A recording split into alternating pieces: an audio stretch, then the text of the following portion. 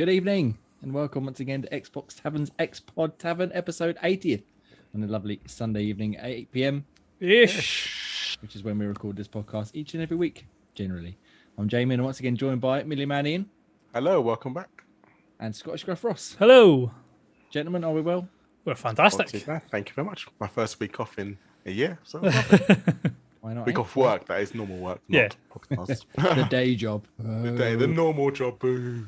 Boo. We're missing a couple of members this week. They're otherwise committed. So, hello Graham. Hello Daniel. Welcome to Xbox Tavern's Arcade Extravaganza. Hopefully we won't lose this one like we lost episode 26 or it was 20th. 20th. Yeah. Oh. Cool. So before we get into the arcade chatter, let's talk some Xbox news, shall we? Let's do it. It's And cool. we're going to start off with a bit of a controversial one. A couple of days ago, everybody's favourite news outlet, Kotaku, tweeted out a story that one of their writers had written, which I'll find out in a second. After years of hype, the Game Pass Burnout is here. And this person, Ari Notice, has apparently got... I read through it. It's quite long. If you want to go check it out, you can. I wouldn't recommend it, but you can. And he's basically saying that because there's no big AAA games, so I say this person, said because there's no big AAA games coming every month, it's harder and harder to justify the cost of Game Pass. For example, they're expecting a Halo, a Forza, a Gears, Call of Duty, whatever it will be, every month to justify the cost, and they're not getting what they want. And they're basing this off of two people. Where was the first person? I've never even heard of him before this point. Tony something, I think it was. Yeah, Tony Polanco, who writes for Tom's Guide, like a tech website.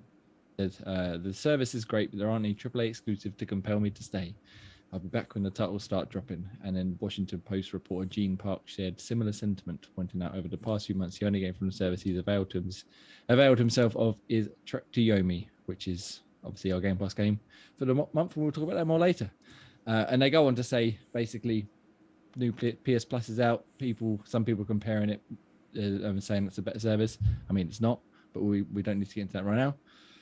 And then they go on at the end. They start to go, well, actually, there are some good games on there, but there's no good AAA games. And the whole thing is basically just You're not giving us the biggest newest games for free. God damn you. Basically, Yeah. I mean, I want every single game that comes out on Game Pass. Yeah, I think this was spurred on obviously because of Starfield. I've done what Dan did last week. Starfield and Redfall have been delayed, but the whole point of Game Pass, in my eyes, and then obviously I will pass it over to you guys. I'll stop talking to you. It's not just the AAA. It's all of them, all the little indie ones, all the weird titles you wouldn't have heard of, or things you want to try but you might not want to stump up 50-60 quid for, and they say, oh, it's on Game Pass now, I'll give it a go.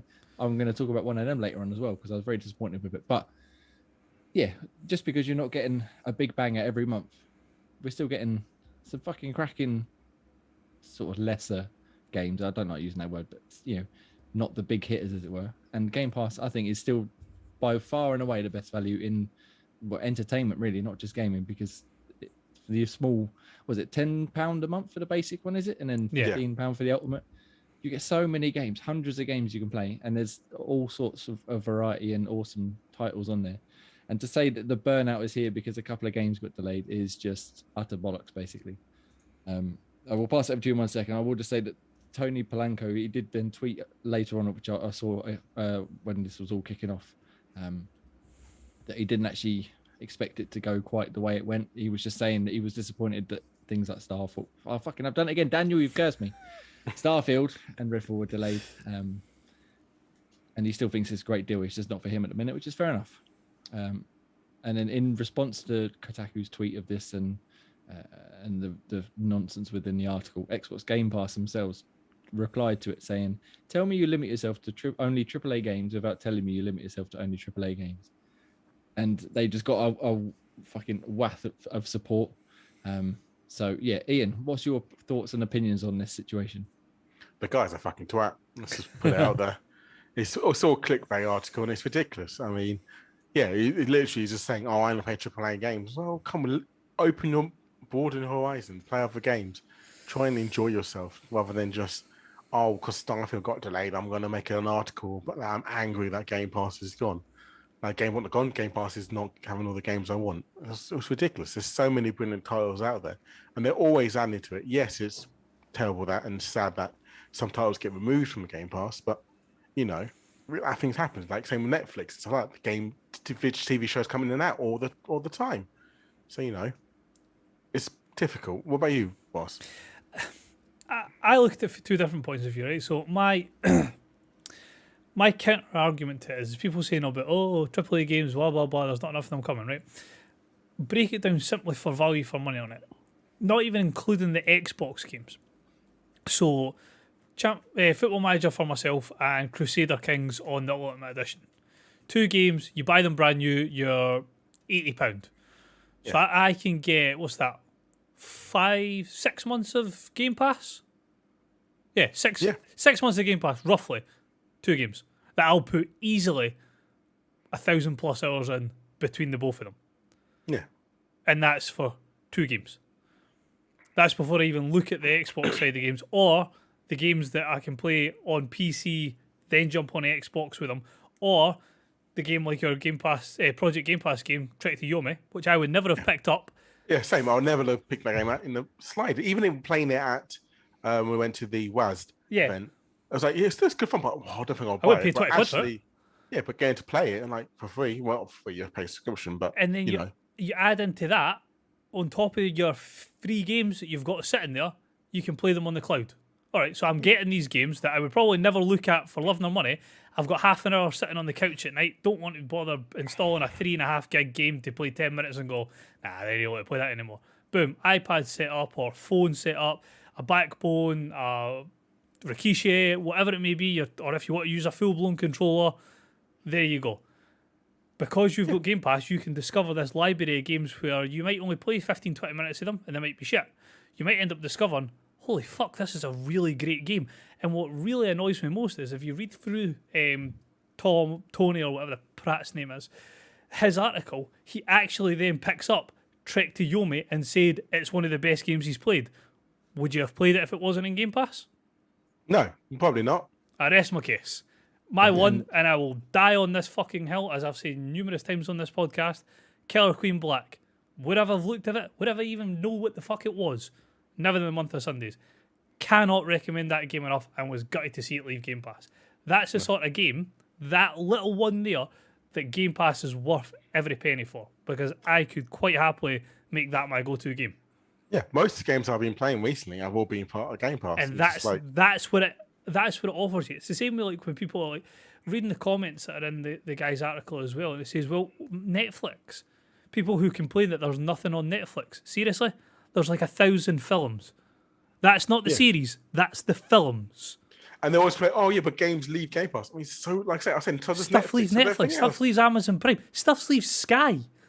Yeah, but they're always bringing new stuff in. Exactly. There's less. There used to be 500 games on Game Pass. Now there's only 200. No, there used to be 500. Now there's 1,000. Yeah, exactly. Just the ones you're talking about aren't there anymore. Yeah, they replace games. What you got, but they'll always keep the AAA games. They always keep the Bethesda games on there. Yeah. It's not like they're going. It pisses me off. The narrow-minded AAA is the only type of games that exist, and I used to be like that, but I never commented about a subscription service that was wasn't value for money. I just used to play AAA games, but because of Game Pass, I've discovered AA's, indies, whatever, are sometimes equally as good. They might not look as showcasey.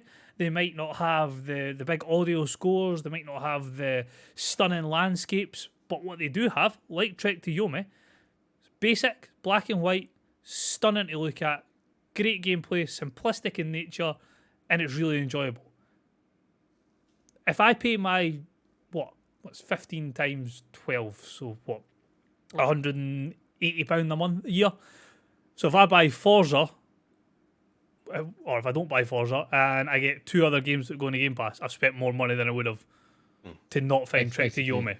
And you've had 3 games as opposed to, 600-700 at this exactly. point, on the service. If I spend 10 minutes playing 150 games that are in Game Pass, there you go. Yeah, and as you said, you're bound to find something thinking, I wouldn't normally look at this, but I'll give it a shot. Actually, this is fucking awesome. Let's see what else they got. And in fact, I think even Xbox said that ages ago, didn't they? They said people who play a puzzle game, for example, on Game Pass, that wouldn't traditionally, are then more likely to go and buy a different puzzle game that's not on Game Pass because I quite enjoyed that. Let's go check this, other titles out similar to this sort of thing. And as you said, you can't expect a new Gears or a new Halo or whatever every single month because that's unreasonable. And why would you want that? Because then you would never have the time to play any of these other awesome little titles. The whole point of having a bit of a lull in terms of AAA releases is to then go, well, let's see what else we got. And what would happen there is you would get probably the same bloody idiots from Kotaku turn around and going, if Microsoft did have AAA games January, February, March, April, May, June, July, you would get the whole same folk going, oh, they're just buying everything. They're just making it a monopoly. Oh, they're just doing this, X, Y, and Z. There's not enough time to play all of these games. Stop so you'd be like, them. you can't fucking win. You can't have AAAs coming out every month in a Game Pass because you'd get the PlayStation fanboys like Polanco moaning that Xbox were just sort of monopolising the market.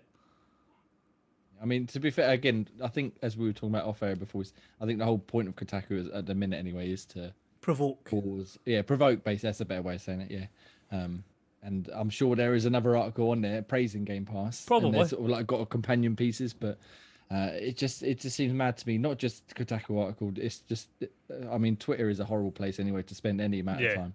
I know. The amount of people toxic. you say, "Oh, Game Pass is like," why would you want to not own your games? Why do you care? You get to play them. And you know that the thing I find. Also, I don't get that. What you own the game, but when you complete it, what do you do? Like, you've done. Sometimes you go back to it. Like sometimes you go back to it, and if you then decide that if you complete a game that's on Game Pass and you realise, oh wait a minute, this is the type of game where I definitely know I'm going to go back. Fantastic, 20% off because it's in Game Pass. Go fucking pick it up. Exactly, pick it up.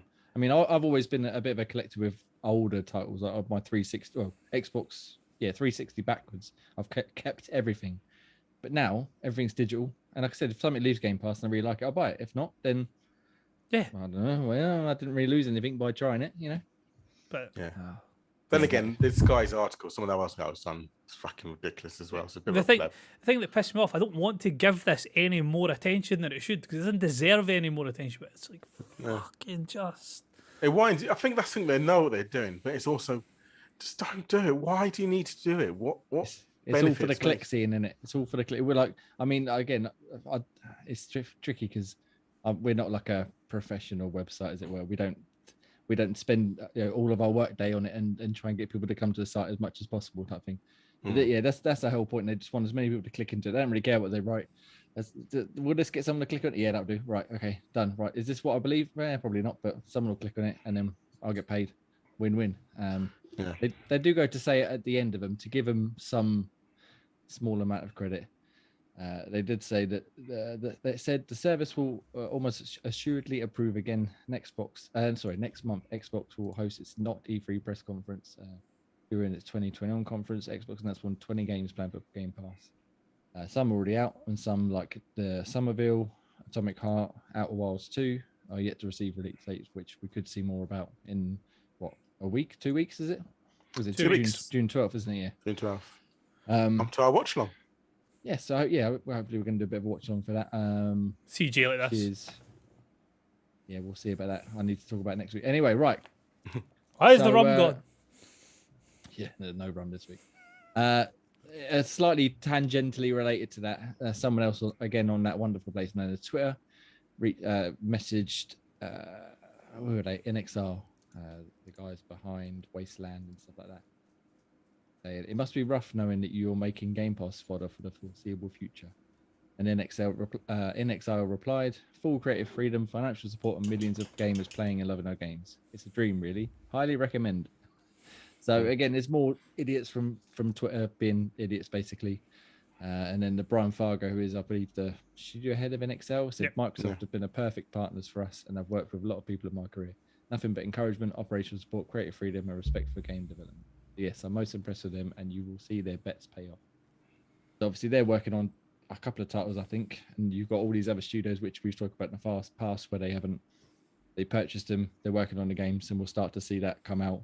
Well, it was due with like Starfield needed it again, and then I think in the next year you're going to see a lot of not necessarily AAA, which again, don't need AAA all the time, but you're going to start to see a bit more of a continual rollout from Microsoft first party, as well as all this extra stuff. You know, like, I mean, we've got Assassin's Creed, was it Origins coming next week? Is it into Game Pass? Yeah. And I know it's a couple of years old at this point, but that's still a pretty big title to get Still people a in. I haven't played it, fantastic game. and that's another example of a title I wouldn't pick up, but coming to Game Pass, I'll give it a go. Yeah. Why the fuck not, eh? So basically, Game Pass, as we keep saying, is fucking awesome, and you don't have to like it, you don't have to subscribe, but to say that it's not worth its weight in gold, as it were, is fucking ridiculous, quite frankly. But I think again, once those exclusives start trickling in a bit more regularly, I think we're going to see articles from places like Kotaku where, oh, there's too many games. Stop releasing them. Oh, I can't play them all. But yeah, so that's enough Game Pass love, I think, for now. Let's do it. Yeah. Game Pass, go do it. So what we could have had in Game Pass, This could one very well have one been- stings. we could very well have been sitting down right now to be playing something along the lines of Marvel Spider-Man on the Xbox. However, apparently Xbox turned down the exclusivity, which led to Sony and PlayStation 4 obviously to take on that exclusivity, hand it to Insomniac Games. And well, if you've played the PS4 games, I haven't played them, but I understand they're quite highly regarded. So from VGC, it says the head of Marvel Games has revealed how Xbox turned down an opportunity to make licensed games shortly before Sony made a deal to make Spider-Man on PS4. It's from Stephen L. Kent's book in the Ultimate History of Video Games Volume 2. Basically, Marvel used to be paired with Activision. I don't know if you remember the Spider-Man, the movie games on the original Xbox and that. Yeah. I think the first one was quite good, was it? Or the second one of them was quite good and the rest of them were naff. I know there was one of them where you were running through a building and you had Doc Ock chasing you. Yeah, that was a good one. You I had to think, swing through. That was the only one I played, really, I think. But yeah, the general consensus is that most of them were quite bad. So the two companies split ways, and then they went shopping around trying to get other people to make the games. And apparently, this person, hang on, I've lost the thing here. Someone Ong. Oh, it doesn't matter. Jay Ong from Marvel Games. He said when a deal was made to walk away, Activision asked, "What are you going to do with this IP?" And he replied, "I'm going to find a better home for it." And apparently Activision, in their oh so hubris way, said, "Good luck finding your unicorn." And obviously they didn't just find their unicorn; they found a fucking flying one that's got gold armor, and yeah, they done well for themselves. So obviously they went to Xbox. Microsoft wasn't interested, and then they went to Sony. Like I said, spoke to Adam Boyes and John Drake. They gave it to Insomniac, and then Spider-Man was born. And as I said, a lot of love for Spider-Man. Ross, 26.5 million copies between the two games. Mad. It's mad. And It's considering not bad going. Sony picked up Insomniac for something like $260 million a few years back, when all these companies are going for billions now. I think they got a fucking bargain. They got some deal with that. So Ross, you seem to be the only one who actually has played these Spider-Man games. Do you think we're actually missing out, or is it all hype No, and they're bluster? fantastic to play. Like Spider-Man, the first Spider-Man game is amazing. They do side quests well. They even do collectibles well, because collectibles are directly linked to your upgrades. So your achievement hunters are still getting rewarded for fucking Ezio cutting about finding pigeons. Those fucking feathers. So even things like that, adding into like just even small things like the fast travel. So the fast travel cuts to a screen that gives you a hint and then pops back. You are sitting in your suit on the subway to blend into the general public. You're not taking part, nothing, there's no audio, but you can just see like everybody standing blending away to Spider-Man. And he goes out, or Spider-Man's going into a shop. Just random wee things, and it just makes the thing just seem, for fans of the comics, not so much the films because it doesn't show you, but for fans of the comics, it's just nice to see that Spider-Man. The Miles Morales game was fantastic as well. Great story. Played on like your plot twists and stuff like that as well. Obviously, the new one, Spider-Man 2, is due to come out with both Peter Parker and Miles Morales in it, and Venom being the main baddie. So obviously springing his sort of popularity in their films and stuff like that. Getting him into the next game is obviously going to see that take off, and also forgetting, as much as they've got Spider-Man there, the Wolverine game's coming out as well from Insomniac as well.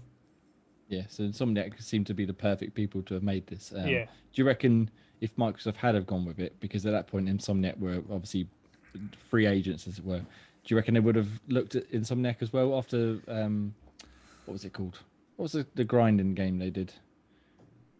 Sunset Overdrive, yeah. Sunset Overdrive, yeah. Yeah, because that was But that was regarded, Xbox exclusive, wasn't it? Exactly, yeah. They were sort of quite friendly at that point, and that was around the time the whole Spider-Man thing possibly could have kicked off.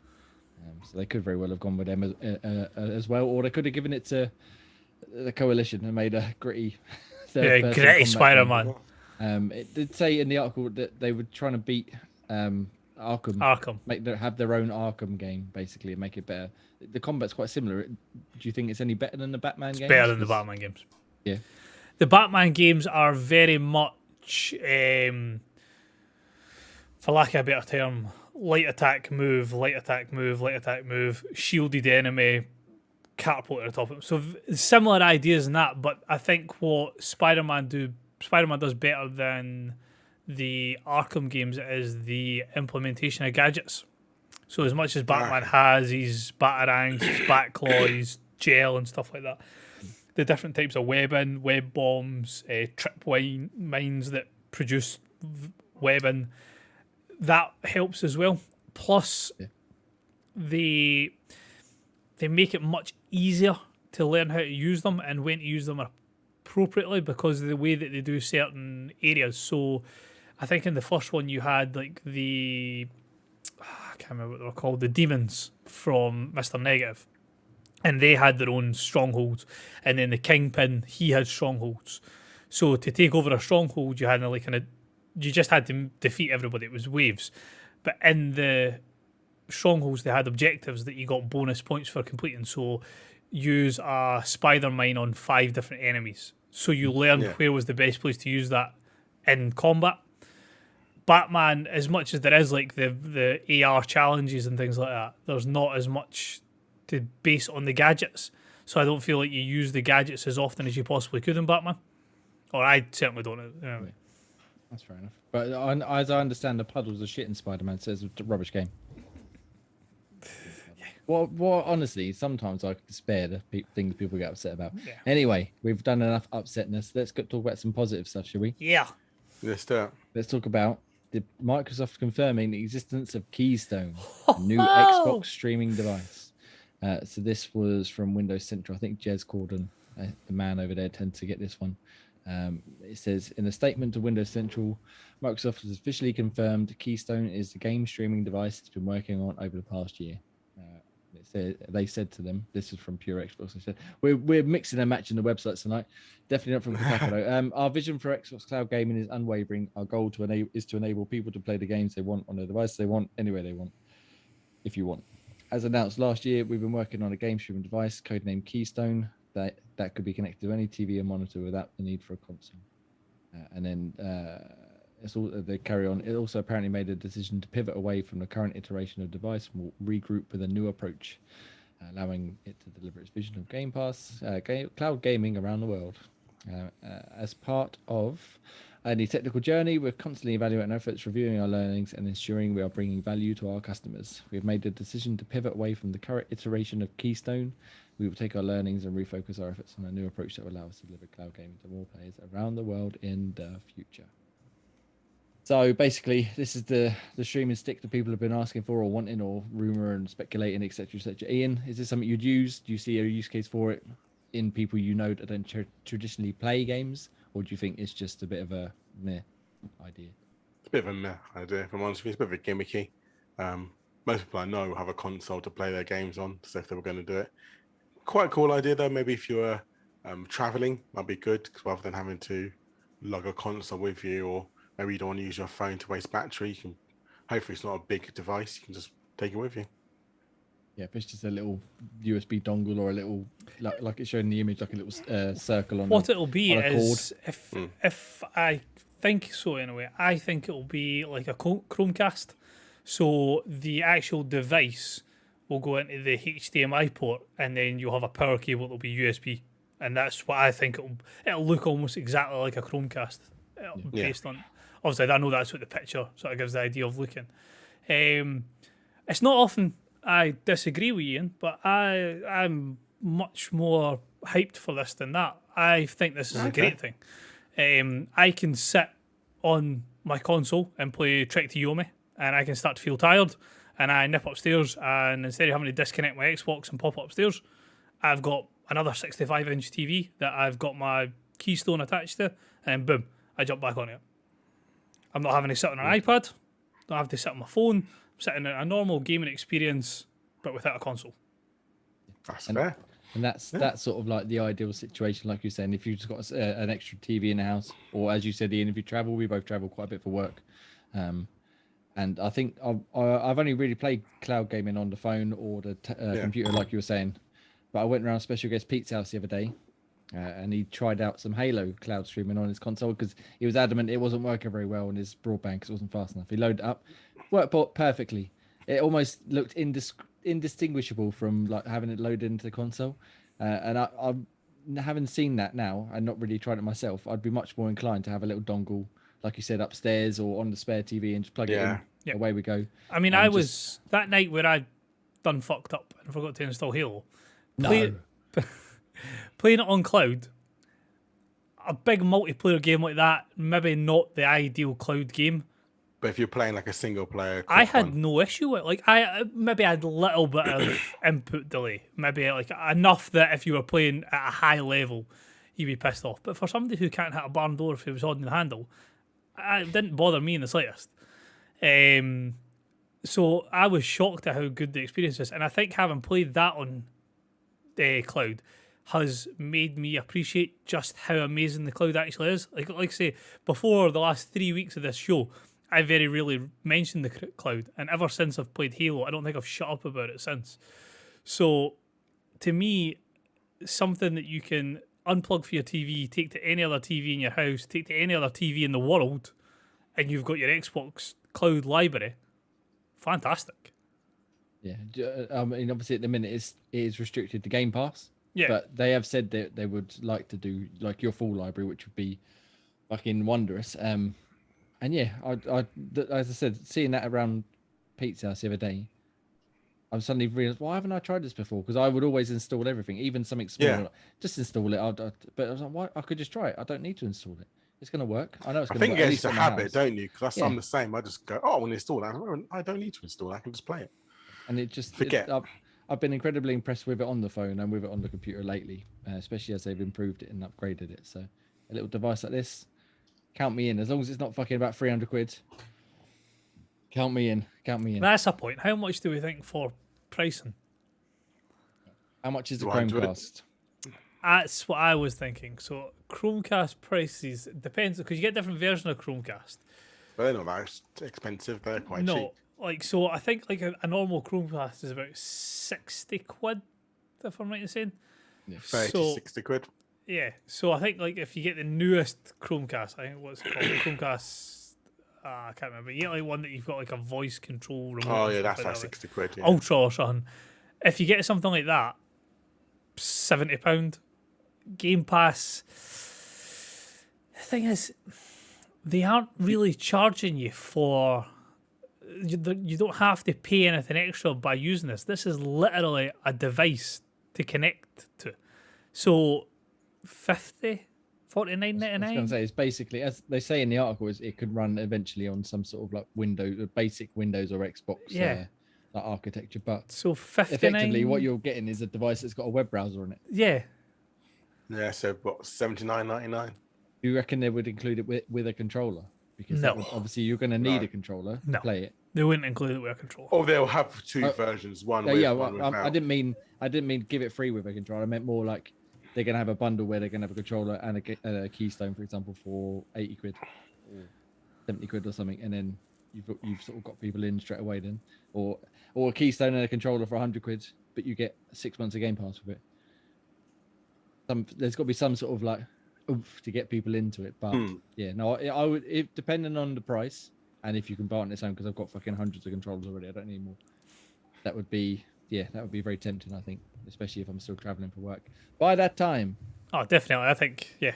Like I say, I even though I've got my PC and I've got my Xbox and I've got my tablet, I would pick one up.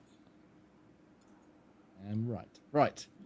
That's singing the praise of game. All we've basically done this week is talk about Game Pass and how good it is. Yeah. I don't know why. In because case it's you fucking hadn't awesome. realised, Yeah. it's not like it's the best fucking value in, as G was saying, gaming / entertainment. Exactly. You can get, like you said, Netflix or Disney Plus. They got their perks, but I can't think of a better deal than Xbox. Especially when, was it Xbox, what was it, the perks that were part of Game Pass? You were getting 3 months of Disney Plus. Yes, that's how we got suckered into paying for Disney Plus. There you go. We did it for 3 months. So, it's quite good, actually. It's okay, good. Fuck, they've roped me in. Damn them. And their goddamn Yes. Kenobi series. Well, I was more thinking about watching Moana on demand, Well, there is that. Anyway, that's enough Game Pass chatter.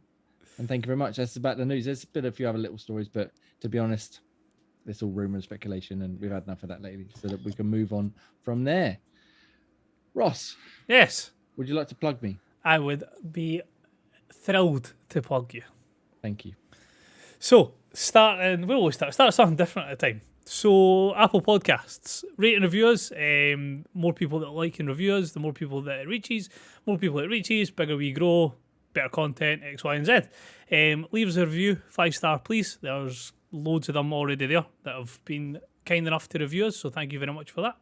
The other place that we are properly looking to push is Spotify. Spotify have got quite a cool wee thing where they can put up polls and questions of the week. So last couple of weeks that we've been up on Spotify, we have popped up a couple of things there to get a wee bit more interaction. So if you're listening to us on Spotify when it goes live, please answer the question of the week and complete the poll. We'll see where the poll usually runs from end of show to Saturday the following week. So you've got quite a bit of time to get your answers in. Merch stores, we currently have a merch store on Teespring, or currently now known as Spring, I think it is. Link for that will be in the show notes. It's long-winded, Xbox Tavern, Creator, Spring, whatever it is. And we are currently in the process of creating a new merch store on Spreadshirt. We have 6 designs that are currently being reviewed for approval, which we hope to get out soon if Spreadshirt ever bother their backside getting back to us saying that they're going to be completed anytime soon. If you don't fancy buying our beautiful merch, which I don't understand why you wouldn't, because it's stunning, not because I designed it myself and other things, patreon.com /Xbox Tavern. Big shout out to our superstar supporter Beth. Thank you very much for your contributions. Written reviews can be found at xboxtavern.com. More reviews, tips and tricks. Get to see more of Daniel's lovely face with his shorts on our YouTube channel, which is where we are live every Sunday at 8 p.m. Ish. I got to do it. Always wanted to do that. That is Xbox Tavern Official. Social media, all the big popular places, Twitter, Instagram, TikTok, Facebook. Just search in Xbox Tavern, you will find us somewhere. And Discord, our link to our Discord channel is in our show notes as well. Lovely. Thank you very much for doing a much better job of that than I do each and every week, because I just stumble over my words. Right, Ian, we're going to get into the topic of the week this week. Question of the week. I do it every week. Fucking hell. Question of the week. Ian, you muted yourself. Right. Games of the year. Hello. We decided, as we said a few weeks back, to go through the years of Xbox and pick our game of the year for each year.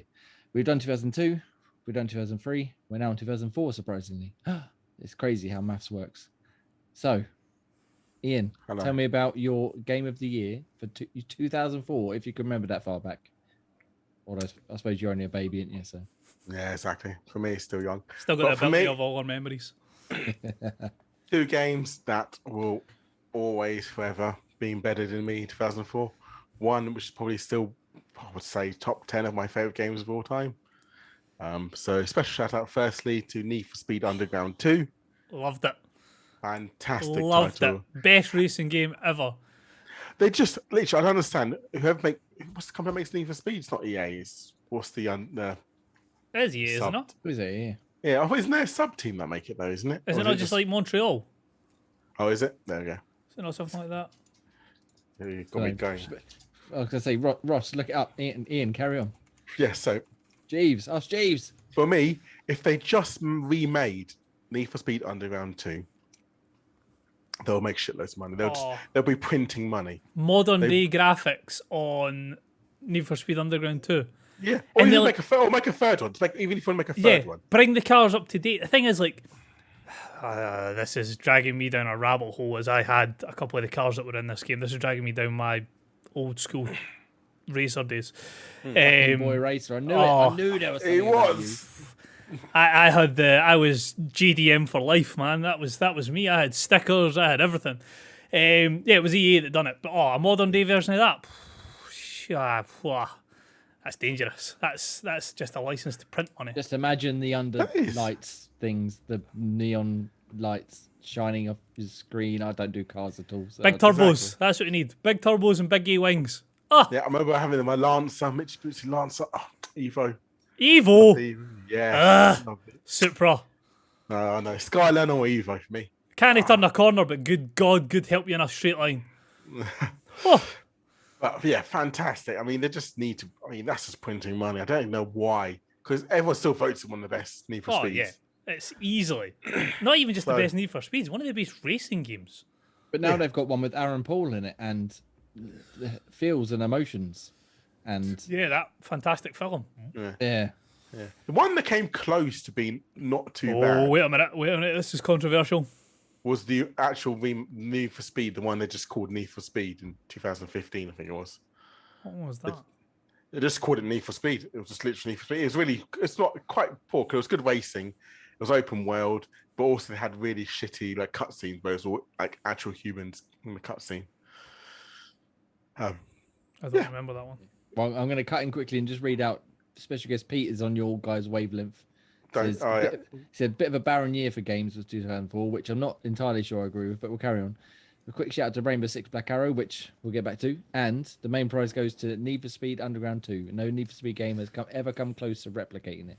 See, Pete knows. Yeah, Pete's I mean, he's made a bit of a ridiculous statement with it being a barren year for gaming, but yeah, I'll give him that Need for Speed was a work of art. I mean, you guys might as well be talking fucking FIFA for all of the knowledge I have of Need for Speed, but I'm sure it was wonderful. Anything else on Need for Speed, or do you want to go on to your runner-up, sir? The soundtrack. Soundtrack was brilliant. Soundtrack was freaking awesome. Riders on the Storm. So that was my one-up, Need for Speed. But the peak game that year for me, I will give one quick little special side quest, because I just noticed it came out that year as well, was Ninja Gaiden. Oh, that was nearly mine. I very nearly chose it and I changed my mind. I just completely forgot it came out that year. I was like, oh my God, it came out that year. Ninja Gaiden was awesome, the original. Oh, what a game. Anyway, carry on. Perfect. We won't talk about that too much because I'll be waffling on for ages. But just like Pete, for me, Rainbow Six 3, Black Arrow, I spent far too many hours on this title. I was fucking brilliant at it, and I just loved playing it because I was fucking good at it. It's one of the games where if you play, where you play enough, you become good, and that was me. I was just troushing lobbies. Do you mean multiplayer or the single, like the campaign? The multiplayer, yeah. Always pure multiplayer. It was just so I was always in the multiplayer lobbies. Just you kind of knew everyone would kind of sort of camp and do it. I also had a few friends that they would play all together, and we have like fun game modes as well. So obviously, it's always good fun keeping team killing it as well. So it's hilarious as well. Yeah. So, but yeah, and also flashing your teammates as well. I was going to say flashbangs. Special guest Pete would appreciate the flashbang mention. Flashbang your teammates. But yeah, it was such a brilliant. And I think what they did really well with it was, I think I can't remember one level I didn't like. Each level had its own fun, its own little perk, its own kind of niche way of playing it. I think the only one I could remember, the only one I could put it was really annoying one, was there was like, I can't remember what it was called, but it was like a ship, like a cargo ship, and there's only two ways to get to each level. One was just a long corridor, but obviously you could just snipe there and just wait and just kill them as they come to you, or you go above and there's also just loads of corridors and you can just hide in the corridor as soon as they come around, you kill them. But apart from that, I fucking just love that game. I played so many hours on it. I feel like I've missed out on Rainbow Six. Like I said, just looking at like all the Rainbow Six games, obviously that's 2 weeks in a row that we've had Rainbow Six mentioned. And I'm like, I don't like. I didn't start Rainbow Six till Vegas, and that was 2006. Yeah. I feel like I've missed I think my so first one much. was that one, yeah, and it was just. I think I made quite a few good friends there as well. Yeah, That's the first time when Xbox kind of live came a bit peak. Was Yeah. those days, and yeah, that's 'cause when it was a very quick sequel, wasn't it? Because we had Rainbow Six 3 and then Rainbow Six Black Arrow. I think it was the next year. Yeah, Well, it was like an add-on, wasn't it? Yeah, Sort of I was added reading to into it. that. So the game was Rainbow Six 3 Raven Shield, and then the Black Arrow part was like a semi-sequel to it on Xbox the following year. But it was mainly more of it was to focus on multiplayer and Yeah. had loads more multiplayer maps. But I think when as soon as Black Arrow came, I think I just played so much of that. I made quite a few friends online and stuff. That's when I say the Xbox Live kind of came peak then. Kind of that's- kind of getting onto it. I was reading up on Wikipedia, and that's what it said. It was basically launched to highlight just how good Xbox Live was. So it sort of went hand in voice hand with that. communication. Yeah. How your mum was the most elusive woman on the internet. But you know, it was just good fun. I mean, yeah. I mean, like I say, always the classic. And I think when playing lobbies and stuff, there was quite a few Brits versus America, so it was always doing British versus America. Slightly racist, but it was always good Oh fun. no, that's good I shit. remember them days. Always jump into a sort of Brits v Yanks. Can't beat that. It's always that, yeah. But yeah, such good fun. So many good memories. That's what for me is. And then that's probably why, not only for the top 10, because it was such good fun gameplay, it has such good fun memories of playing and just playing with friends, playing online, and just being good at a game. Nice. You can't beat a game that you're good at, eh? Exactly. Exactly. Just like Jay Graham and Bomberman. Yeah. I did beat him. I beat him once. So... I beat him once as well. Hey!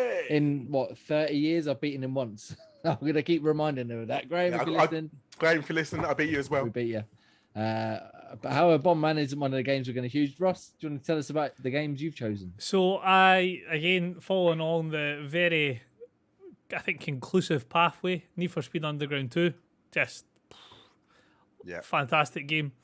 The game that really, I was sort of, as fucking entitled as it sounds, I was very much a 2-console guy when the Xbox 360 came out. So I was jumping onto PlayStation 2 games primarily, and then some Xbox games. And I think the game that dragged me, not even kicking and screaming because it was that fucking good, onto Xbox wholeheartedly was Halo 2. The storyline playing either as Master Chief or one of my favourite characters in Halo, the Arbiter. Oh, spoilers. Hello! He's even the character in Killer Instinct. Fantastic. Exactly. No, just such... I just love the game. So fucking good. It was like the biggest thing in the world at the time as well. When it came out, everybody was so excited for it. I remember I was fucking... I think I went to a midnight launch. I was fucking up all night playing it. Couldn't wait, playing online every night for like 2 years. And the campaign was so, but the multiplayer was fucking amazing. The campaign was fantastic. Yeah.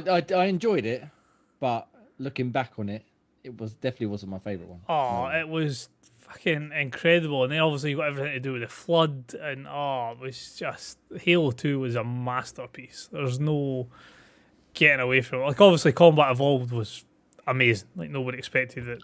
Like that wasn't with good. Halo 2, they completely reworked the multiplayer online. That's also the end of Xbox Live, and it was fantastic again. I remember exactly sinking hours into that. It was the party system, the DLC, and dual wielding. Dual wielding, yes. In dual wielding, we need more dual wielding. But no, I absolutely loved Halo 2, and another one that kicked me off on one of my favourite game series of all time, especially the second one of them, was Fable. Hero, your manner is low. What's that? So, obviously, everybody will say Fable 2 was the peak of Fable. Fable 1 probably the next one that was after that, and then Fable 3 is maybe not as well received. I don't know why, because I still think it's a fantastic game. Has a bit of a shitty end system, but apart from that, it's brilliant in every other way, shape or form. Yeah, introduced to your heroes for the first time, and obviously the backstory, everything that happens in Albion. Just again, one of these games where it was this massive RPG type idea with all these different abilities that you get. Obviously, everything that happens with your they follow a very similar story of family type idea. So obviously, you've got your parents get murdered, and then your sister gets kidnapped in the first one.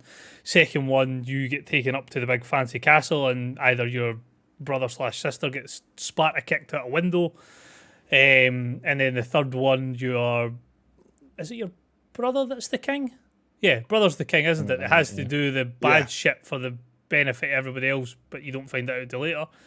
So yeah, family plays a big part of it there. But no, beautiful looking game for the time it came out. Great story. The cast as well that were in it, the voice actors, fantastic. Like list of players. I think Fable's done that throughout their whole games. They've always had amazing voice actors, like some amazing British voice actors as well. Like it's all been very British sense of humor, isn't it? Like it's unbelievable some of the people that they've had in the film, in the sort of the games. Like obviously John Cleese was in some of them. I always forget her name, but she was the teacher that taught flying in Harry Potter. She was and Zoe Wanamaker. An iconic woman in British TV. I just cannot remember her name. Yeah, Zoe Wanamaker. She's and now our story begins. Just so many great British actors in it, and it adds to it for the fact that the voice acting is on point as it is. And I think like Halo, this was a huge release, wasn't it? Because Peter Molyneux, the big bullshitter that he is, just upsold it incredibly. Like, if you plant a tree, it will eventually grow into a full-blown thing over your. Well, it didn't quite pan out that way, but the way that your character like grew throughout the game, and you got scars that if you got into a lot of battles and died, they become. Oh yes, remember that? Yeah, you had like marks and things like that. On their body, and you could be good or evil. Obviously, then leading into things like Mass Effect and stuff like that. And yeah, just the general RPG-ness of it, just building yourself up, getting your weapons, selling this, building that, buying this, fighting these, upgrading. Oh, it's fucking brilliant. I love the original. I never played the, was it called the Anniversary Edition, was it? Yeah, I briefly jumped back in on that, but yeah. Which is on Game Pass. I don't know if you mentioned Game Pass yet. I think we briefly like sort of went over the top of it, but not really much. Yeah, like I said, Fable 2 was top, but we'll get to that at some point. But yeah, the original Fable was fucking brilliant. What a game! What a good game. Good game, as they say. Good game. Anything else, Ross? Or no, that was my sort of 3 games for this year. I mean, there was some other outstanding games that we could spend all night running through, but those were the 3 that we've got arcade games to get to, so let's move on. Exactly, come on. Well, I'm gonna side with you with Halo 2. I'm going to pick a slightly different one just to keep things fresh. But one thing I wanted to say on that, you remember when they did the E3 thing? I think it was the year before it came out, and they had that big campaign trailer. It was like 9 minutes long, and they showed Chief going through the city of Mombasa and fighting all the Covenant and getting in a Wraith and all this sort of shit. And it was fucking awesome. I think I watched that trailer about 1,000 times before it came out. I was so excited. The music was awesome. It looked great, and then eventually it came out, and it didn't quite have that sequence in it as it was shown in the trailer. But I fucking love that demo, gameplay demo. I still watch it now every now and then. It'll pop up, and I'm like, yeah, I'll watch that. It's fucking awesome. Anyway, my choice, other than Ninja Gaiden, which Ian's already mentioned, which was fucking incredible. Oh, good. Talk about it. Let's talk about it. I'm fucking dreadful at it. I never beat it, but I got pretty far in it, and just the smooth combat and the way everything was just so, I want to say easy. It wasn't easy, but it was easy to pull off the moves. Yeah. But it was really hard to pull them off successfully.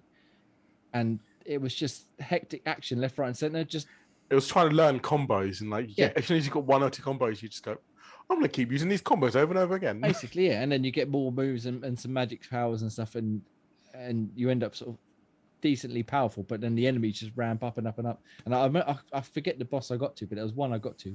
And fuck me, I could not beat that cunt to save my life. I could not get past him, and to this day, I don't think I've ever beat him. But yeah, great game. However, my choice of game, slightly controversial perhaps, because it was pretty fucking violent, It was pretty fucking controversial. Manhunt Ooh. from Rockstar Games. Ian, have you ever played Manhunt? No. Oh, don't. Because Well, do or don't play it. yeah. Watch it. That's one game I've heard about loads of things about it. I've heard So- how bad it is, but I've never actually played it. It's So not. at this point in my life, I was like an angsty teen. I was like, oh, and this game's going to be good because it's very violent. And fuck me, is it violent? That's an I rem- understatement. I remember one point. Let me set the scene. Sorry. So you play as, I forget his name. Is it Cash or something? No, Cash is. Or is that in Manhunt 2? Yeah. No, you play as James Arrow Cash. Yeah, and he basically is on death row, but instead of getting killed, he sort of gets knocked out and then wakes up in this snuff film, basically. Carcer City. Carcer City, thank you. And in order to survive or to get out, he has to do what the director tells him. So he has to go through these scenarios and kill the people for the entertainment of the people watching the film. And so you have to make do with whatever you can get your hands on, like plastic bags, baseball bats, weapons, knives, guns, fucking trash, all sorts of shit. And if you manage to sneak up behind them and do like a proper full-on stealth kill, it cuts to a little cutscene. And even for the time on the original Xbox, with the graphics as limited as they were, Jesus Christ! As I said, I remember one time I called my mum in because I wanted to show her because I thought she'd find it funny. I snuck up behind a guy with a baseball bat and I did like whatever the maximum kill was. And he sort of kicked the back of his knees in. He's down on his knees, fucking swing, and everything just splatters everywhere. And she was like, "And you enjoy this?" Yes, I got him. Did you not see? I got him, Mum. She wasn't very proud of me that day. But yeah, and it gets worse. Like when you put the bag over the head and you can see him suffocating, and it's really grim to talk about. But at the time, it was kind of like I said, that angsty teenage, like, yeah, I shouldn't be playing this, but I'm playing this. It was a brutal game. And then like obviously the iconic boss character of Piggy, when he's chasing you around with the chainsaws and stuff in the dilapidated house later on in the game. And it's just, again, the premise of it being a snuff film makes it even creepier because you know what you're doing is technically for someone else's pleasure, as it were. Yeah. So the heart, that's the right word. The more gruesome the kill, the better the result, as it were. And it's just, you know, you could run up and beat him up a bit, and then they go, "Well, you didn't kill him very well. Kill him again." Like, fucking rip him in half, and it's just, yeah. Some of the deaths were horrible. And I don't know if you ever played the sequel. I know that's way in the future, but I couldn't actually finish that one because it was too much for me. It was just, it was horrible. I played it on the Wii, and just to add addition of the motion controls, I can't do this. Because you're doing it yourself, aren't you? It wasn't even that like 1-to-1. It was just like you're just shaking this to make him down. I couldn't do it. Yeah, the original one. Too real. I really, it makes me sound like a right fucking psycho, but I really enjoyed the first one. And I played it for a couple of times. It was a fucking brutal game. Like it was brutal, and obviously there was a whole controversy when I think someone in the UK committed some murders or something, and they were, he played Manhunt. That was it. That was it. It had to be that. Obviously not. It's gruesome, but like it's not that fucking. Not a psychopath. Yeah. Well, yeah. I mean, I was going to say you got to be a bit special, but that's a whole other topic which I don't really want to get into this week, especially this week after what happened in the States. Yeah, we did talk about it. Anyway, next week we'll talk about 2005, and I'm not sure, but I think there might be some decent games. I feel like 2005 might have quite a few obvious answers. One or two, and then, well, we'll get on from there. However, let's fast forward time and bring us back into the now and what we've been playing this week. Do we want to, obviously we're doing our Project Game Pass section, which we do every month, which is a game we pick from Game Pass. I don't know if we mentioned that yet this month or not. Nope. And we play it, we talk about it, and then we decide on a new one. Obviously it's the end of the month now. Technically we talk about it, but I don't know if you want to wait till everyone's back. Or do you want Let's wait. I feel like this would be a good conversation for filler if, fingers crossed, we've got everybody next week for the big quiz. This topic's a nice little filler for between rounds, so let's keep it till next week. Okay. So yes, we'll talk about Trek to Yomi, and then we'll also pick a new game for next month. We'll probably put a Twitter poll up again, or maybe a Spotify poll or something. So if you want to vote on that, we'll go for that and pick a new game for next month. We've got a few contenders already. Yep. I feel like one that could be out this month could be a possible contender. Pac-Man. Pac-Man, obviously. Yes, naturally. However, let's talk about games we have been playing. And look, Ian's been playing one of the very games, and I've played a little bit as well, but not very much. Ian, hello. Tell me about video games you've been playing this week, please. Which video game do you want to talk about first? Well, let's go with new release, shall we? Sniper Elite 5. Let's go Sniper Elite 5. Came out 2 days ago, is it? 3 days ago, something like that? The game I'm not allowed to play because I have a fucking PlayStation owning best mate who wants to play it through in co-op, and I now need to spend £25 on the fucker. Sorry, best friend. Yeah. No. I've warned them that this needs to stop. Get I'm out. not spending money on games that I can get for fucking nothing. You need to send him down to us. We'll have a word of him. Get it fucking sorted. Tell him to get an Xbox. And get the best deal I have warned him numerous times that he needs to get a bloody Xbox, and it was the same with what was the other one that we were playing recently? Remnants from Ashes. Oh, this game looks amazing. Yeah, it was fucking great. It was free in Game Pass. It was fucking £35 on the PlayStation Store. I was gonna say, have you told him about Game Pass? Has he ever heard No, of it? just once or twice, yeah. Maybe get him to listen to this week's podcast. Yeah. Anyway, Ian, sorry, we've got sidetracked with Game Pass talk. I got Have you ranted heard about there. Game Pass, Ian? Sniper Elite, come to Game Pass. Tell me about It says, well, it's a video game called Sniper Elite 5. Thank you very much. Right. Next. Cool. Cool. Next. Chill out. Right. No. Yep. So you play as I think you're the same guy as before. Yep. From the previous ones. Carl. Some gruff sounding motherfucker. Yeah. I know. The German who, he didn't defect, but he was born in Germany. Was he born in Germany or was he grown up in Germany? One of the two. One of the two. Yeah, probably. Who knows? He's a man called Carl. And it's So fucking amazing, this game. okay, hear me out. Yeah. Wait a I minute. love my stealth games, don't get me wrong. And I like to be perfect. But when you take nearly 2 hours to do the first level from trying to be perfect, it really does put you off. I remember that from Sniper Elite 4. No, was it 4 or 3 that the 4. first part of it where you had it was like a watchtower that you could go into, and it was like a farm that had water and things like that on it. I think And it's 4, yeah. You just sat in the tower for like an hour scouting where every patrol moved from left to right. And you're like, right, I've got this. I know when I can shoot. I know who I can shoot. I know the order that I have to shoot. And I can get all the objectives at the same time. Now we can move. And then you go. Pew. That's it. You have to start again. And I just like I haven't gone back to it since the first level because I'm so annoyed with it because I want to be perfect. And I was like, there's no benefit of being perfect. There's no reward for being perfect. You might as well just snipe those people and then run out and keep going. Even if you get alarms going, you get those people coming at you, just fucking murder them and then I feel like this would benefit from the Hitman system. Like, you get detected, then you lose marks or you lose XP. If you leave bodies exposed, you lose XP. Or even, I think they have. All you need to do is basically, as long as you do all the objectives, like even the side objectives, you get all the stars, whatever it's called. I think I read in this that they have. I can't remember if this was in the last one as well. That if you go through the game, if you go through the level not killing people and just incapacitating them and leaving them unconscious, you get points, bonus XP. Yeah. Which is Hitman type-esque, like only kill the people that you're meant to kill, for example.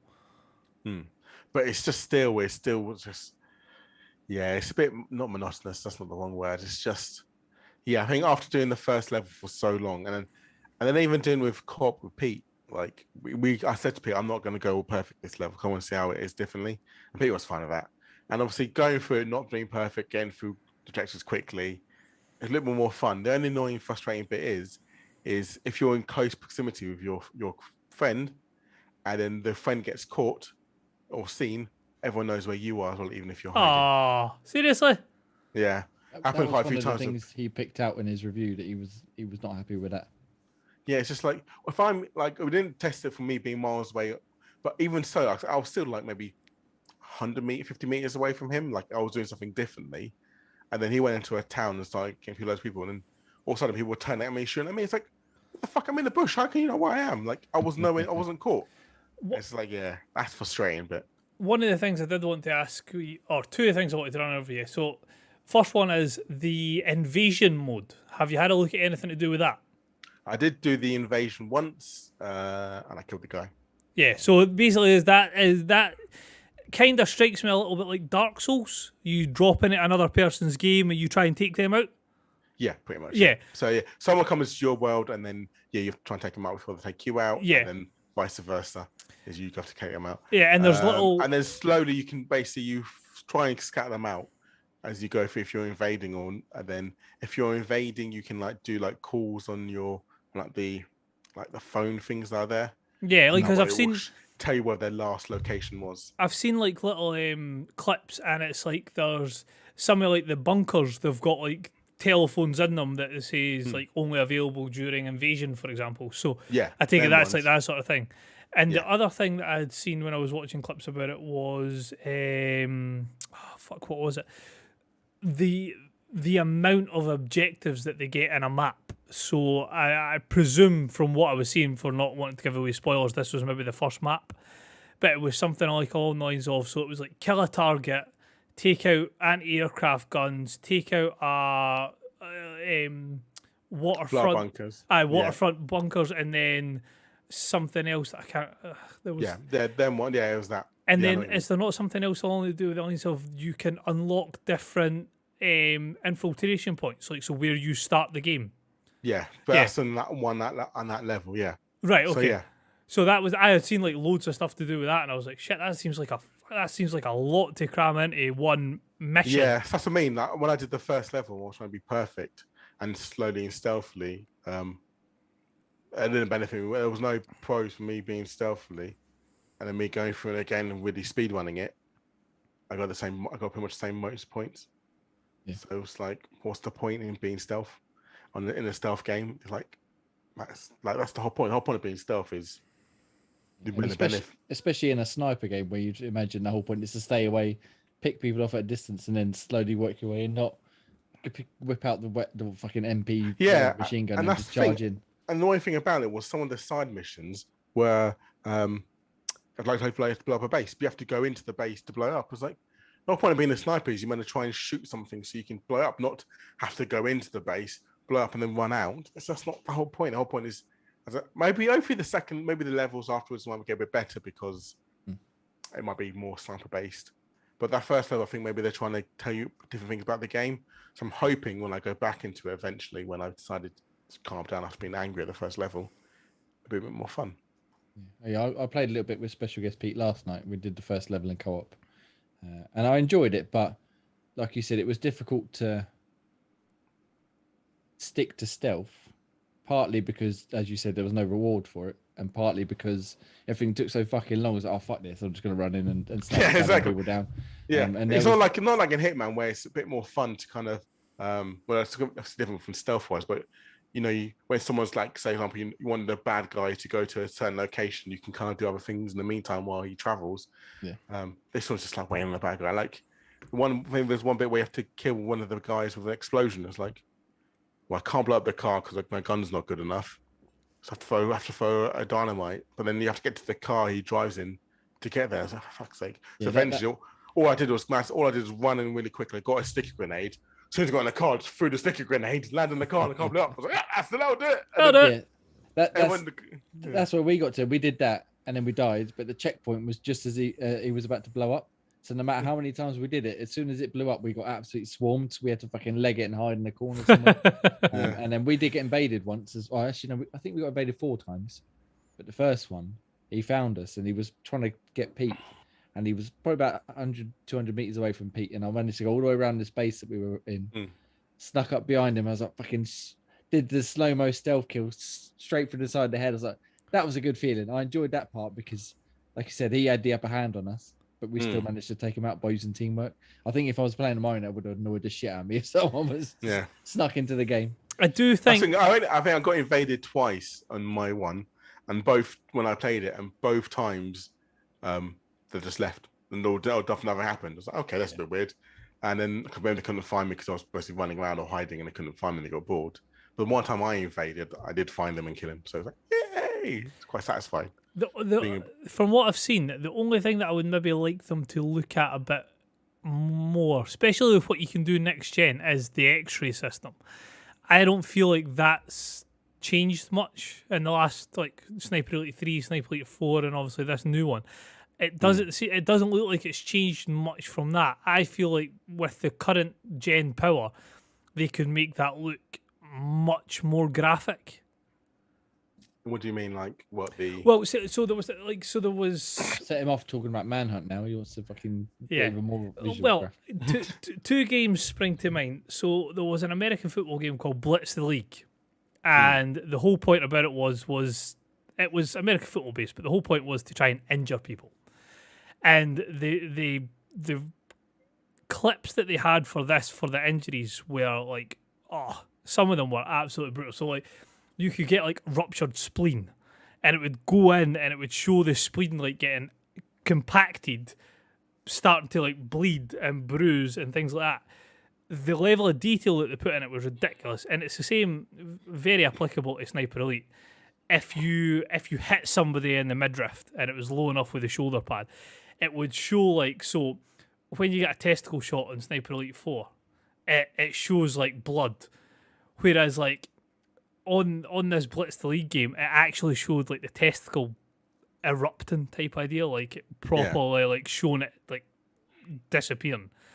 And that looked so much more, fucking hell, on that. And I think with what we've got these days, you can do more. And then when you look at a game like Mortal Kombat, for example, and they show you their X-ray hits and just how brutal they look, Sniper Elite could take a page from both of their books and not have the same sort of, just as the bullet hits their face, the skin layer disappears. Then you see where it does the muscle, then the bone, and then how it comes out the other side. I feel like they can make that a lot more unique and a lot more like detailed. Have it like so. Have obviously maybe they need to put up to an 18, for example, to show it. But like when you get an eye shot, show the bullet go like in the eye, and the eye popping, going into the brain, and then coming out the back of the head. Something along that line would be. I just feel like they need to up their. You do realise you sound like a psycho right now. Yeah. Yeah, I know. It's like, I'm Scottish. I'm Scottish. It's fine. It's just standard. To react. So I was like, well, thank you, Jamie, for saying something similar to what I was thinking. I was like, yeah, they need to. They make this whole big thing about the X-ray mechanic. I feel like they need to revamp it a bit. Yeah. Okay. Without sounding too much like a psycho. Like we'll stick with that. Outside psychotic. The thing is, I'm tempted to put up like a trailer for Blitz League just to show you what I mean, just to show it's not me being fucking sick and perverse. Oh no, I remember the Blitz League, what you're on about, and especially the Mortal Kombat ones. Yeah. There we go. Cool. So, other than ultra violence, Ian, what else have you been playing this week? Other than psychotic games, the other game we've been playing, after I think it might have been your recommendation. I think a couple of us have played it. Oh, most of you played it. Yeah, I think me, Dan, and Ross. Yeah. Yeah. So after being recommended, I thought, I've got some downtime. What should I play? And again, I went to good old Game Pass, Best Deal in Gaming, and I actually did that button on the Xbox PC one. You click a button that says randomize. Yes, I love that feature. Did that, and this came up last stop. I was like, oh yes, last stop. You boys have been waffling on about it. Let's give it a go. You know the highest recommendation there is out there. What's that? My review on xboxtavern.com, 9.8. Thank you very much. Carry on. There you go. So yes, I finally started it. I've only literally started this last night, so I've only done the first chapter of each of the characters, and obviously the prologue. So again, John, Donna, and Miha. How do you pronounce her name? Mina, I think is Mina. Yeah. So yeah, I'm not sure he's my favourite so far yet. Because obviously, I guess I'm still early days. Mina seems like a bit of a bitch, but I'm sure she'll get her comeuppance. Basically, yeah. And Donna seems Donna seems all right. And John's a bit, nah. But a single dad, power. So, yeah, I've only just started it after the recommendation and obviously being randomized it. So far, so good. I don't want to give too many spoilers away. I'm sure next week when I've actually fully completed it, I do complete my games like Dan, I can talk more about it. Yeah, but I thought I'll now at least mention it, so maybe you two can maybe talk more about it, so I can go yes. I mean, as I said, sorry, it was a 9.7. Sorry, 9.7. But it was yeah, I fucking loved it. I thought it was brilliant. It was obviously the British setting helped for yes, I do like British people and the way they speak and the use of language and stuff. But yeah, their general choices and the stories and the way they all interact and cross over and stuff. I think it's fucking awesome. I guessed straight away where John's story was going as soon as I saw this. I was like, oh, yeah, well, spoilers, but Freaky Friday. Basically, yeah. So, but I don't know where the other two are going. I know where his is sort of going because it's obvious. But yeah, I think Donna's ones maybe piqued my interest the most because often in the first couple of chapters, like the weird black guy who goes in the swimming pool, like, what's going on there? But with Mina, you didn't really hear much. Obviously, no, I don't want to give too many spoilers away, but what she did in the first chapter, so it's shit. And obviously, we know about John and his Freaky Friday business.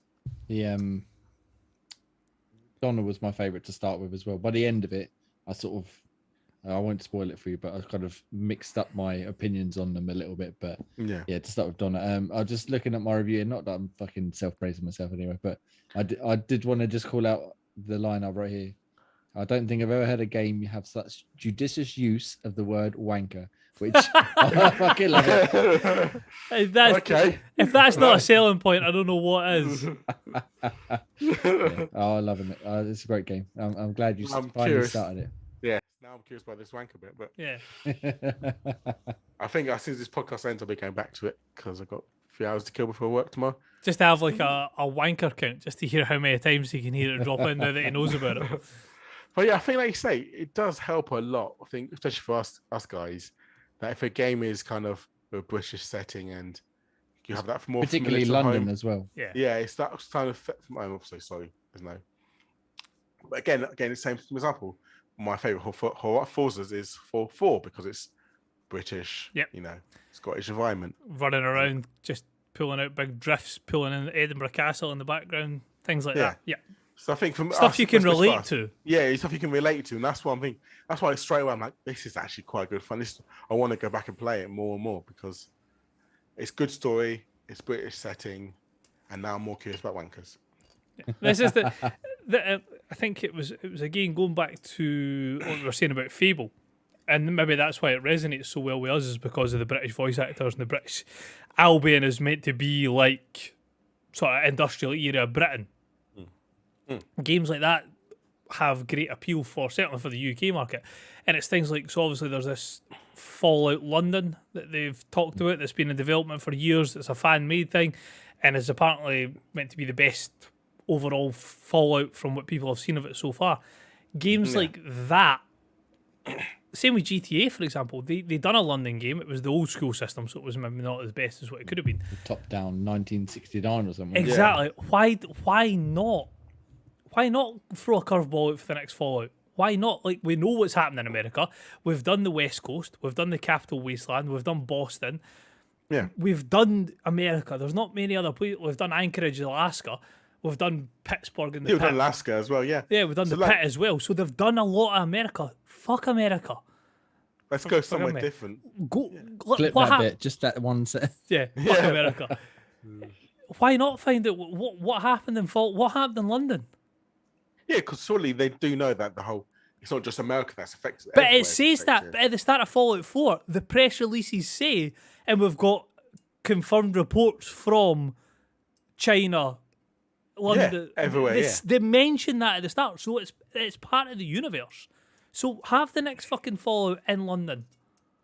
Yeah, we definitely need more games. Like you said, America's a great setting because of the diversity. Yeah. Yeah. What's more diverse than going elsewhere in the world? Yeah. I mean, England, France, Germany. I mean, that's the thing. That's when I've realised Watchdog Legion's fantastic game. Exactly. Because- You look at the size of Valhalla, right? And obviously, it's if you know enough about England, because they don't really they come up to Scotland a wee bit with the picks and things like that. But Too cold up there, though. Yeah. it is fucking stereotypical that it's fucking snowing in the part where they go to fight the picks. Abuse as well. Yeah. So if you know, like, you can work out where everything is in England based on like where it is, because obviously they've got like Tyneside and they've got London area and they've got Oxford and shit like that, which is fine in a medieval setting. But have a game that's based in the present day. That if you think of games size of maps, so take Odyssey for example, and the whole span of Greece that covers, and then in Macedonia and stuff like that for the Alexander the Great stuff. You could fit the whole of the UK as a map, that you start off primarily in England and London and things like that, and you end up in the north coast of Scotland because that's where one of the missions takes you. Yeah, Assassin's Creed Syndicate was all London based. Yeah, so there's more than enough scope to do something like that. They Remember just the Getaway as well? the Getaway, yep, the British version of the Driver, yep. Yeah. You were cutting Yeah. about in your little fucking fighting your Vauxhall Astra police cars and your black cabs, yep. Yeah. It's something that many people have said, but something like a GTA, something like Los Santos, Yeah, but a parody of London or Manchester or yeah. Edinburgh or something like Yeah. that.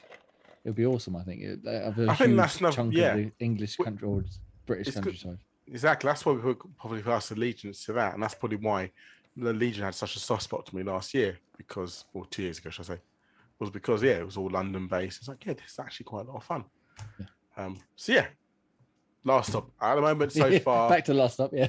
So far at the moment, last stop. I'm in the ballpark of I can't wait to play more of it, and it's one of my recommendations of playing it.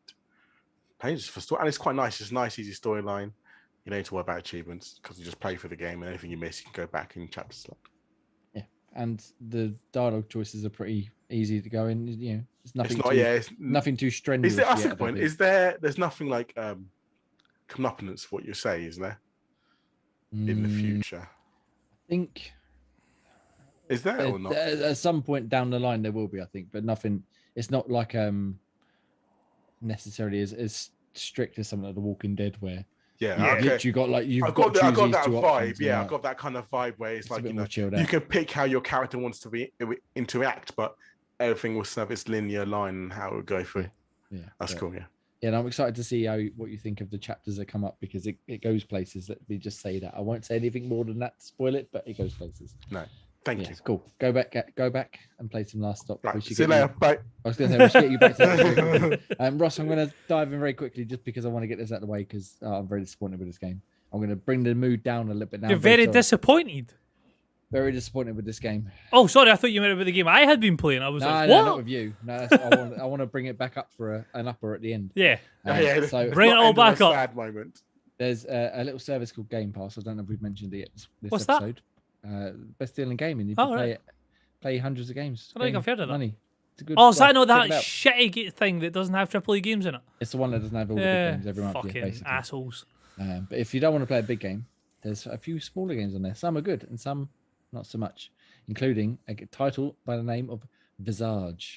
So this is Before you go any further on this, Go on. you're actually about to break my fucking heart.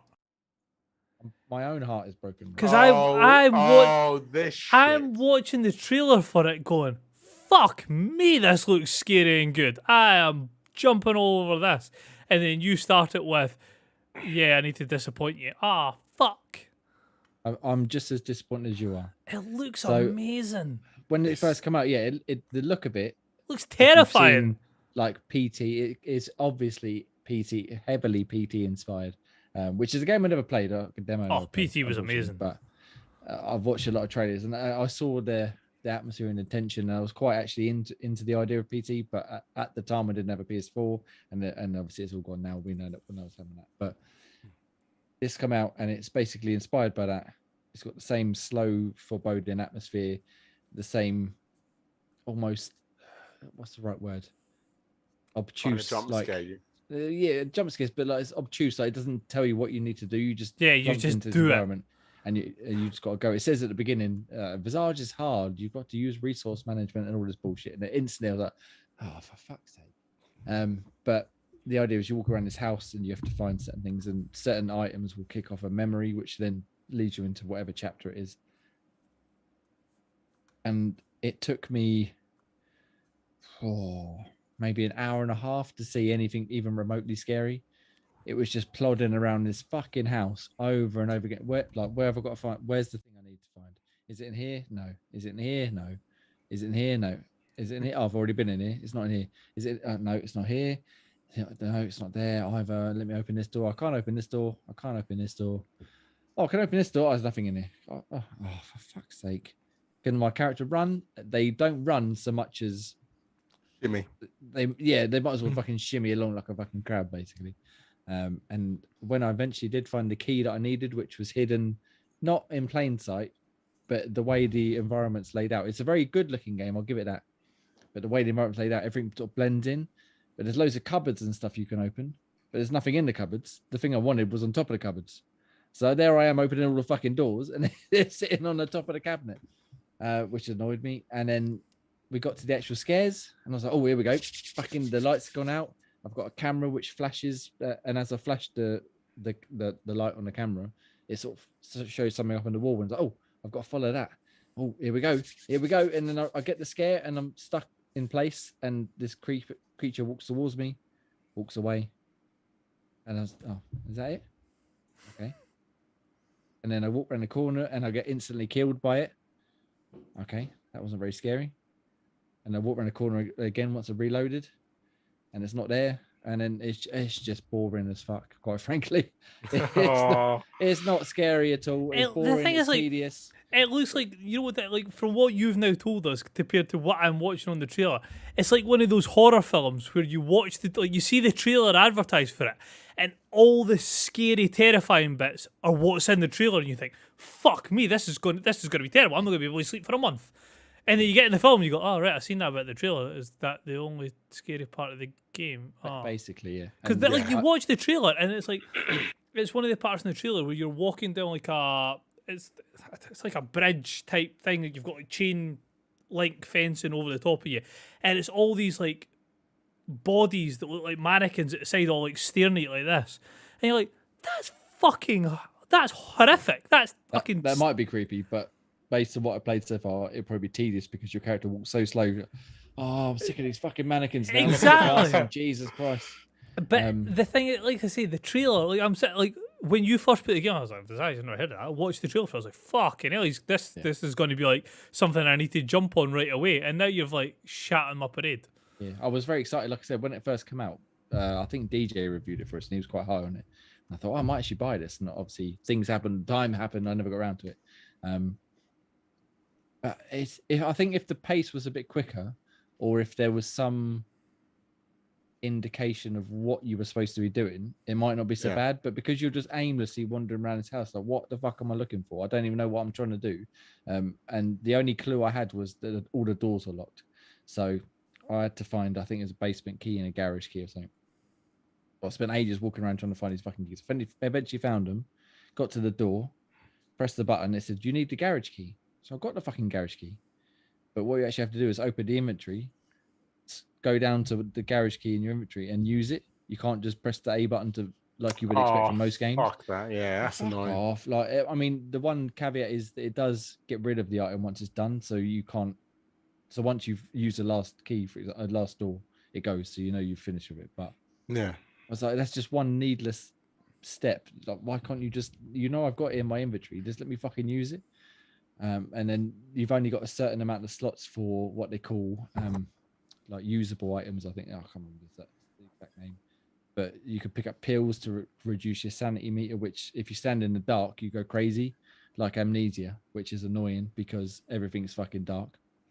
And the best way to fix it is to take these pills or to just stand in the light for a few seconds. Okay, I stand in the light and then I walk forward a bit.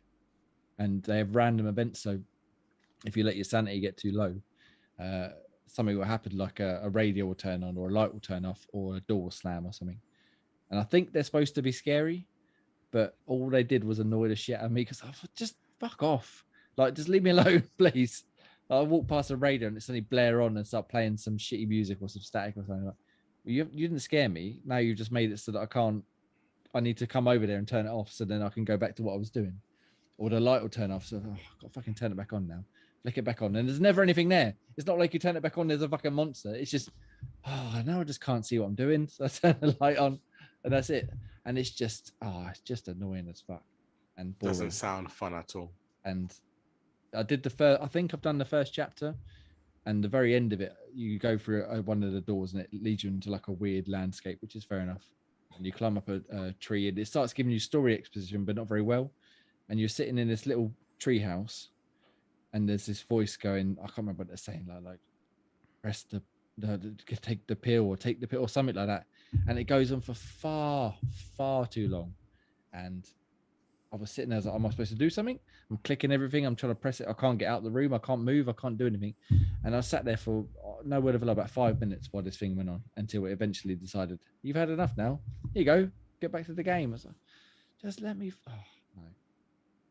So I don't know if I'm just not as big a horror fan as I thought, or if this is just boring, but I think it's just boring and tedious. And I'm not a big horror fan. So see, I'm a massive horror fan, which is why this game sort of jumped out to me, and I was like, "Ooh!" I was really looking forward to playing it, and last week I finally had time. I was like, "Yes, I'm going to start it." And they got, I think it was a Kickstarter game, and they got a little like credits bit where you play it. So you go into a room and you've got to find all the pages for the book, which has all the people who backed it on Kickstarter and stuff. And that wasn't scary as such, but that was more fun so far because it was like a little puzzle room. You got to like figure out where the pages are and try and find them. It's not very hard, but that was more fun than the actual fucking game. So I think I'm going to sound like a broken record today on this, but I just realised it's cloud based as well. It's cloud based. Yes. I feel like I now need to jump into this, just even 15-20 minutes of it, just to see if it is as poor as what you think, or if it could get better later on. Yeah, but so far. I mean, I'm just not enjoying it at all. It's just boring. Yeah, like I said, I could understand slow and scary, or PT, if there was some sort of incentive to figure out. But I'm just not interested. It's just boring as fuck. That's it. Literally it. And which is a shame because I was really looking forward to playing it. And that's it now. You know what? There we go. You know what I don't understand? Like, you see this game without fucking making Jay want to walk up to Scotland to murder me. You say this game is pointless in regards to you don't see anything that's happening from it. Yet love the Stanley Parable. Yeah, but at least that it's humorous. It's funny, and there's always something happening. Even if you go for 5 minutes, like going through the same bit you've already done, when you get to the end, there's something different. Whereas this, you literally just ambling slowly. I can't emphasize how slow this person walks. At least Stanley runs. Zimmer frame. It's just it's just like I said, the jump scares they try and introduce for like, no, that's just annoying. That's not scary. That's just winding me up. Just stop fucking turning the lights off. Let me carry on. Anyway, sorry, that's enough. That's enough negativity. I will play some more and hopefully it'll improve, but I'm not holding that much at the moment. And the other one I've been playing this week is Vampire Survivors again because I cannot get enough of that fucking game. And it's the first game in fucking 20 years maybe that's actually made me look up like guides and information on how to do things and what to do. And I've discovered you can combine weapons. There's new levels to unlock. There's new characters to unlock. There's if you get a certain number of items and you upgrade them enough, and then you defeat the boss of a level, which I didn't even know there was a fucking boss of a level, then you get more powers and you get new things and new items. And it's just the deeper down the rabbit hole you go with that game, the fucking more it drags you in. I've played it for maybe 3 hours today, and each run was only about 7 to 10 minutes long. You know, the thing is, like, see, this is going to sound terrible, and it's not in any way, shape, or form shitting on Jay's gaming experiences, but it looks like visual diarrhea. Like, all it is just like fucking lights, movement, lights, fucking explosions. Like, what the actual fuck is going on here? Yeah. Like I said last week, it looks dreadful, and the idea of it before I played it sounded dreadful. It's like you literally just move around and just try and survive. Like so many fucking enemies. Yeah, the it's more- just like it's like Yeah. it's like sensory overload. Like But the more you play it, and the more characters you unlock, and the more permanent upgrades you buy with the coins you earn, the easier it gets to get further, and then you unlock more, and then you unlock more, and then you unlock more, and then you unlock a new level, and then you start again, and then the new levels I've unlocked so far have given you an extra bonus. So the last one I did gave you a map, so now you can see where like the special items are on the stage, and it takes a fucking month of Sundays to get there. Much like Visage, they walk very slowly. However, there's constant action, and it's almost like bullet hell. I fucking love bullet hell games. And you're just ducking and weaving in and around all the enemies, and you get upgrades constantly. And you sometimes there's elements of roguelike, like I said, like sometimes you'll get a good run of luck where you get a good set of weapons or items or whatever, and sometimes you get a bad run where you get shit. But even when you get shit, you've still got a chance because you can upgrade them enough to give you a chance, that thing, as long as you play for long enough. And all it takes is 10 minutes and you're fucking super powered until you get to a boss and they fucking wipe the floor with you. But I'm like I said, this would be ideal for cloud or for console, just to sit down 10-15 minutes and have a quick go and just fucking run through it. Now I'm absolutely loving it, and I don't know why, because like I said, it shouldn't be any good, but it is. It really is. It just doesn't look that. It looks crazy. Like, yeah. Well, fair enough. But yeah, I'm really enjoying it. Anyway, I spoke about that last week. Ross, talk to me. Video games. talk to you about your fucking rabbit hole that you've dragged me down, kicking and screaming. This Stanley Parable game, man, it's fucking it's honestly like it's like a drug. Like, you know you shouldn't do it, you know you shouldn't keep going back to it, but fuck me, it's hard not to. Exactly how I feel about Vampire Survivors. Oh, Like, why am I doing this to myself? Like, I don't actually know what I need to do, but fuck it, I'm going to do it anyway. And it's just, it's fucking crazy, man. Like, what was I doing? A bucket. I was running around with a bucket. And well, don't spoilers. I'm not going to go any further, but like, I'm finding myself like, fucking, this bucket is the be all and end all. This bucket can never leave my grip. Ian, have you found the bucket yet? No. And I'm like, Oh, man, what the fuck am I doing with this bucket? Fucking bucket. And it's just this stupid shit like that. You're like, why the fuck am I so happy that I've got this bucket? Or like, it's not a spoiler because you can't miss it, so it's not a spoiler. Like, the Stanley Parable 2. Why the Whoa! why the fuck did they call it Ultra Deluxe? What shitty ass fucking name is Ultra Deluxe? And it's just like, so this guy needs therapy. Not Stanley. Stanley's fucking fucked up as it is. He's beyond help. But The bucket needs therapy, yeah. the narrator is like, man, you've got issues. And then it's like, like Jay will know what I mean, but all I'm saying is Steam. Yeah. And it's like, what, mate? You need to check yourself into the Priory. You Hang need on. help. We need to talk afterwards because you must have found the bit I'm on about then. Oh, We'll get to that. We'll get to that after off air because we don't want to ruin it for anyone. yeah. But it's yeah, just no, like, it's what the fucking brilliant. fuck? Like, you never know It what is, to yeah, expect. Like, I feel like I'm doing the same thing over and over, and then like I'm like fucking getting annoyed at myself. Like, I've been in this room, nothing's happening, and then like I'll go back out the room and then go through that room again into another room, and something will change. I'm like, fuck, I need to do that again, and then I forget the order that I've done it in, so I don't fucking get the same result. I'm like, fuck. I mean, it depends on whether you've got the bucket, or whether Exactly. you left the bucket, or whether you Meeting in Shaft. I done it with the bucket and realised, oh fuck, I have to do it again without the bucket. It's like, why am I doing this to myself? Why do I feel the need to fucking torment and torture myself with this fucking game? Because it's awesome. This one. It's just this, but the thing is, I can't even describe it. It's not pointless, right? It's not. It's got humour to it. It's got like comedy aspects to it.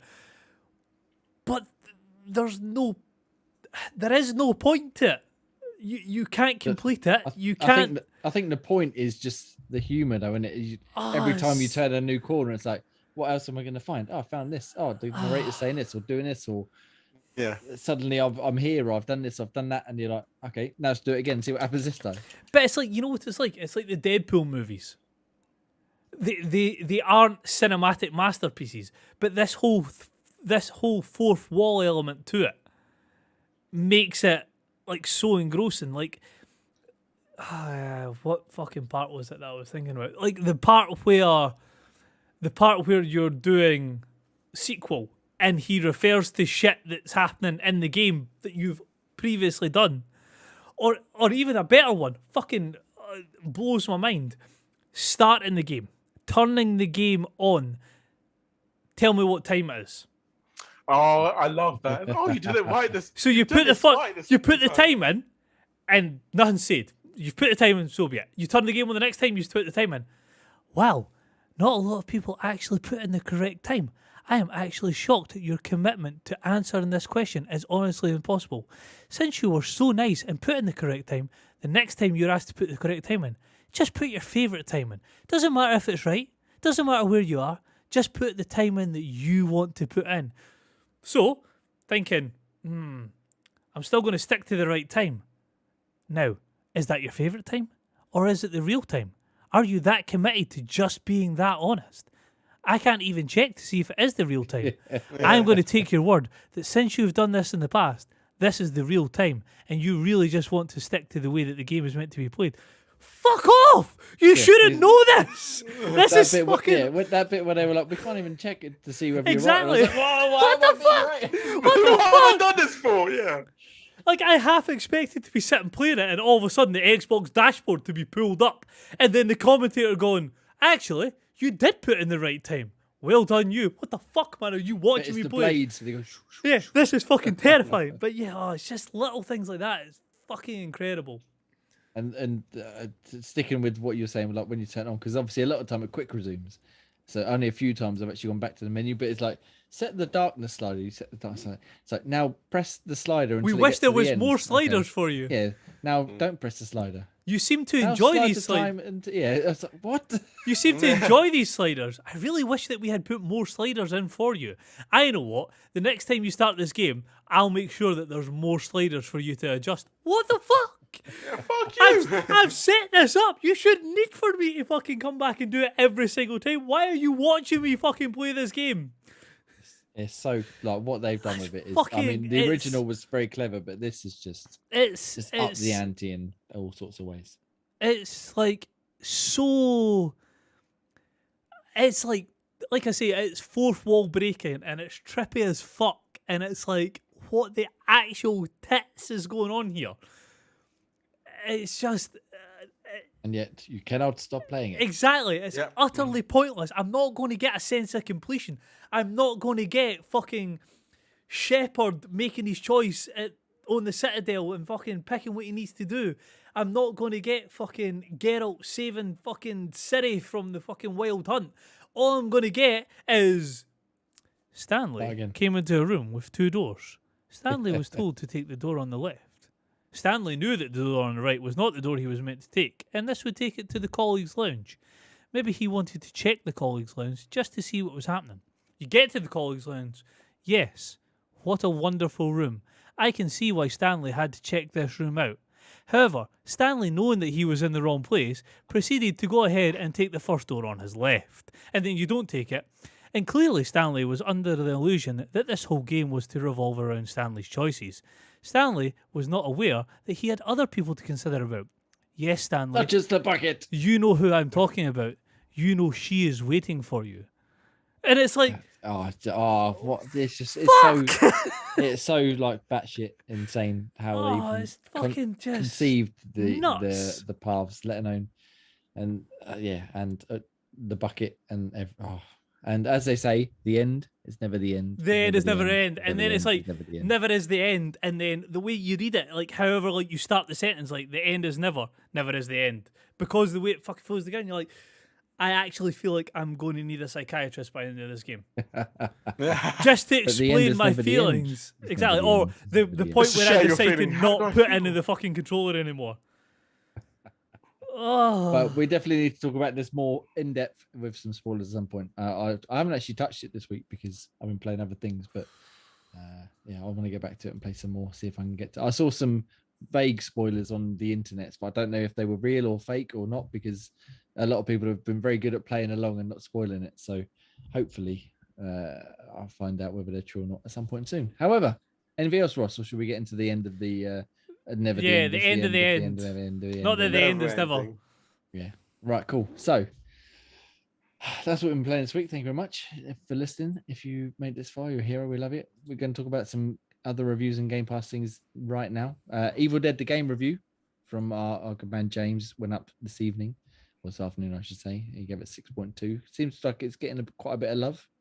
Like 4v1 asymmetrical game. Go check it out. And Corey reviewed Wildcat Gun Machine, which is like a bullet hell isometric shooter, which I didn't realize what it was. And that's instantly piqued my interest as soon as he mentioned the word bullet hell.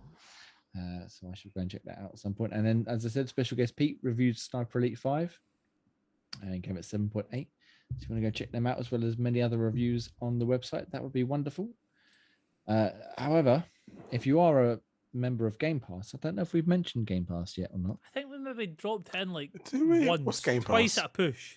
I think you said something about it earlier on, but Yeah. If you want to go check out this the elusive service that's got no games, Ross, there's games coming to it. What kind of games have we got coming to the Game Pass? So end of the month, obviously it's tailing off a wee bit. They're going to obviously ramp up in June. So there's not been anything announced for sort of this week coming as yet. They'll obviously wait to, I think it's usually the first week in June, then they drop the bombshell and start adding things onto it there. So I'll run through the games that came out on last week's sort of edition of it.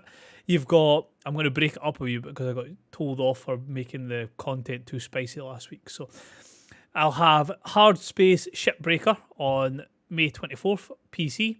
Floppy Nights, May 24th, console, PC and cloud. Ian's game that he's been jumping into this week, Sniper Elite 5, was out on May 26th, console and PC. There's your AAA game, Kotaku, by the way, so go fuck yourself.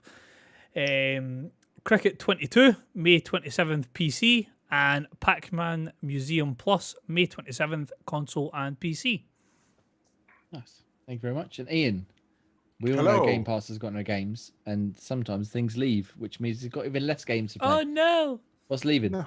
So unfortunately, leaving us is Knockout City, Farming Simulator 19, Super Hot Mind Control Delete, Yes, Your Grace, NHL 20, and a AAA title, Resident Evil 7. So you got no games, they're leaving. Yeah, Outrageous. bastards. I know. Yes, so very disappointed that we're losing Resident Evil 7. As I said before, I've already bought it. I don't know how many times, but doesn't matter. Go check it out. How many times have you completed it? I need it once, but I have bought it a couple of times because I am a chump. Right. Games of Gold, Graham. Graham! You're not it. All right, I'll do it quickly. So Games of Gold, we've got Yoku's Island Express, which is available for another 2 days until the 31st. The Inner World Last Wind Monk, which is available May 16th to June 15th. And the Viva Pinata Party Animals, which is also available May 16th to the 31st of May, which is just another couple of days. So go check them out. And then I imagine Major Nelson will tweet out in about 10 minutes saying what the next Games of Gold are. But too late. Larry, you let us down once again. Just not. Any guesses? I reckon they're going to add Manhunt. Ninja Guy. No idea. But yeah, we'll see. No. We'll see what they reveal soon. However, I believe that's the end of the show, gentlemen. We've made it. We did another one. Episode 80th. Obviously, it was supposed to be the quiz this week. Fingers crossed we'll get it in the next few weeks. I need to talk to you lads afterwards. Next week. I need to talk to you lads afterwards. So yeah, I need to talk to you as well for the week.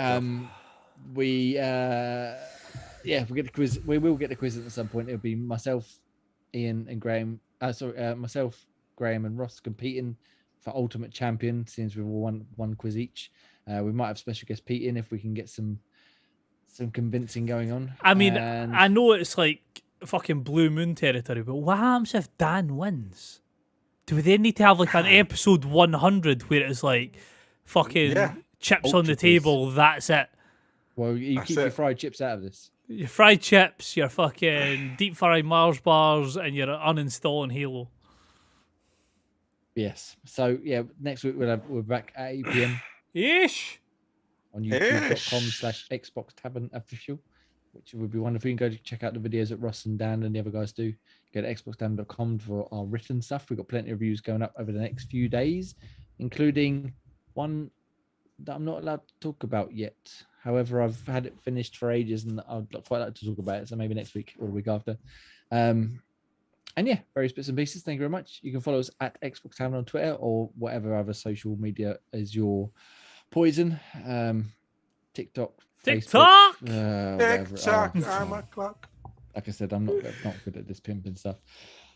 But that's it. Thank you very much for listening to episode 80th. Thank you. Have a wonderful evening. Have a wonderful day. Enjoy yourself. Don't enjoy the Jubilee weekend too much, will you?